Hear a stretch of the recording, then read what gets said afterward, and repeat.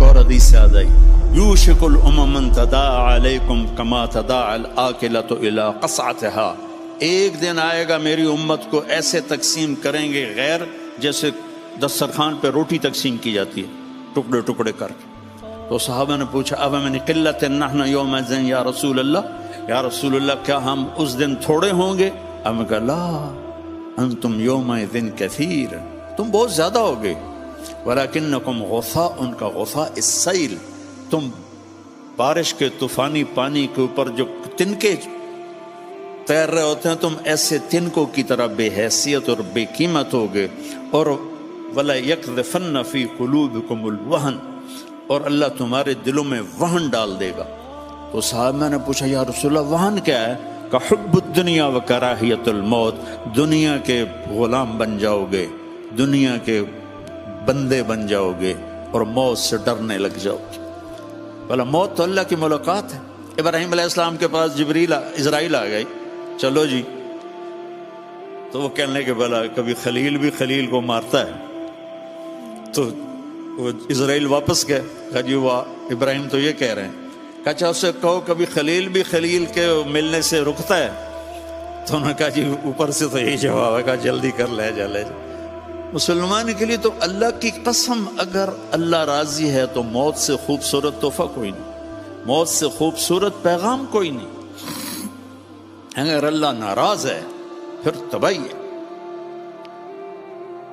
عمر بن عبدالعزیز اس تخت پہ بیٹھے جس پہ بنو امیہ کے ظالم حکمران بیٹھے تھے، عبد الملک بن مروان، پھر ولید بن عبد الملک، پھر سلیمان بن عبد الملک، اور چوتھے عمر بن عبدالعزیز۔ عبد الملک ان کے سگے چچا تھے، عمر بن عبدالعزیز اور عبد الملک بھائی تھے، مروان کے بیٹے تھے۔ تو عمر بن عبدالعزیز نے 2.25 سال حکومت کی، اور 3 بر اعظم میں زکوٰۃ لینے والا کوئی نہ بچا۔ 3 بر اعظم پہ حکومت تھی، جنوبی فرانس سے لے کر شمالی افریقہ تک اور ملتان تک اس بندے کا جھنڈا لہراتا تھا، اور 3 بر اعظم میں زکوٰۃ لینے والا کوئی نہ بچا کہ پہلے خزانہ اپنا سمجھ کے لوٹتے رہے، اور انہوں نے خزانے کو امانت سمجھ کے استعمال کیا۔ تو وہ انہوں نے بلایا شام کے قاضی رجا کو، کہنے لگے دیکھو عبد الملک میرے چچا مرا تھا تو میں اس کی قبر میں اترا تھا تو اس کے چہرے کا رنگ کالا سیاہ ہو گیا تھا، اور اس کا چہرہ قبلے سے یوں ہو گیا تھا، اور عبد الملک کی یہ جگہ سرخ تھی سیب کی طرح۔ پھر میں نے ولید کو قبر میں اتارا، وہ اس کی کفن کی گیرا کھول کے دیکھا تو اس کا چہرہ ادھر تھا اور کالا سیاہ تھا۔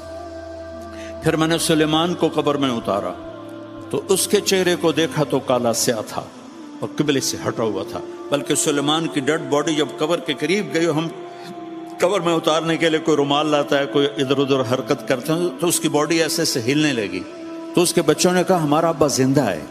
عمر بن عبدالعزیز نے فرمایا زندہ نہیں، قبر کا عذاب شروع ہو چکا ہے۔ اور یہ ان تینوں کا جرم کیا تھا؟ ظالم تھے، بددیانت تھے، قومی خزانے کو ذاتی ملک بنا لیا تھا۔ یہ کیا سمجھتے ہیں حکمران کہ یہ مزے کریں گے؟ ان سب کے ہاتھ ایسے بندے ہوں گے قیامت کے دن۔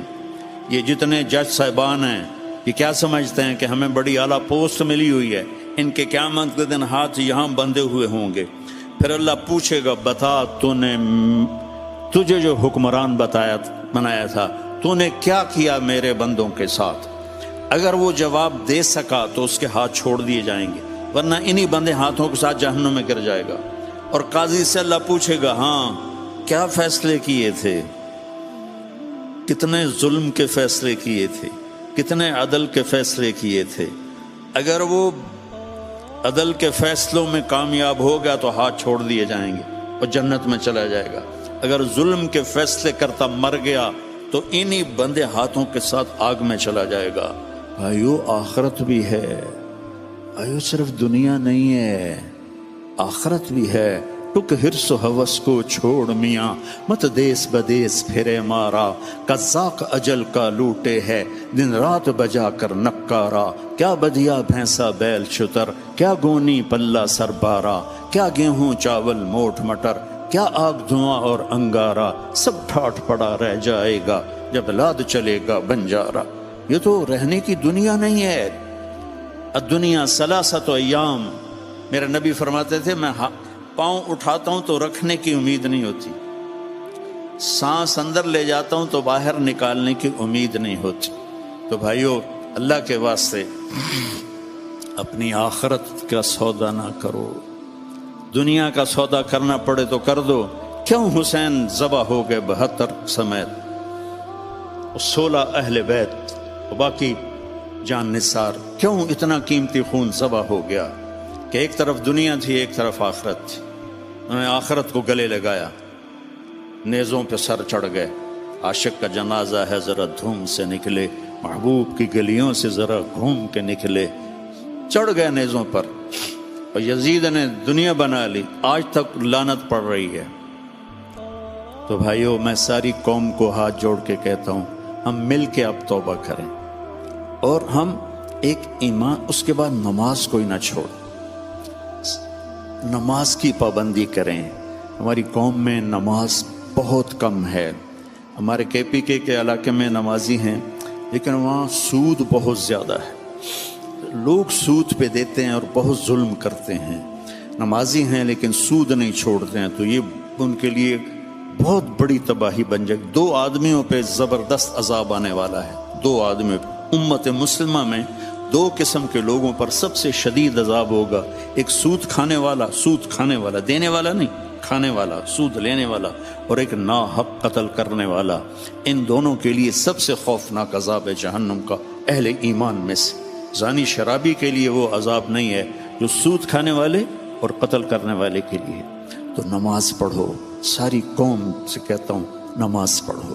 اللہ نے رزق دیا ہے، زکوٰۃ دو، قرآن پڑھو، اللہ کے واسطے قرآن پڑھو، اللہ کے نبی کی سیرت پڑھو، علم حاصل کرو کہ میرا رب مجھ سے کیا چاہتا ہے۔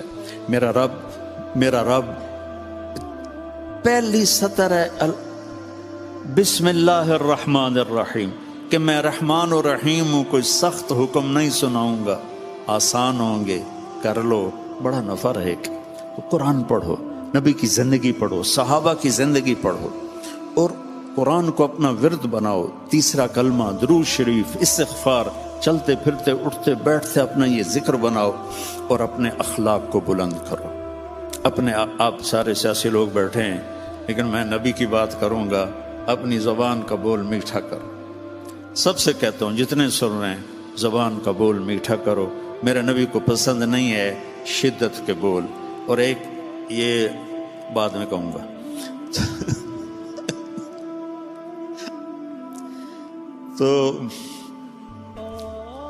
تو اپنی زبان کے بول میٹھے کر۔ میرے نبی سے پوچھا گیا، یا رسول اللہ، سب سے زیادہ جنت میں کیا چیز لے جائے گی؟ تو آپ نے فرمایا، اچھے اخلاق اور تقوی سب سے زیادہ جنت میں لے جائے گی۔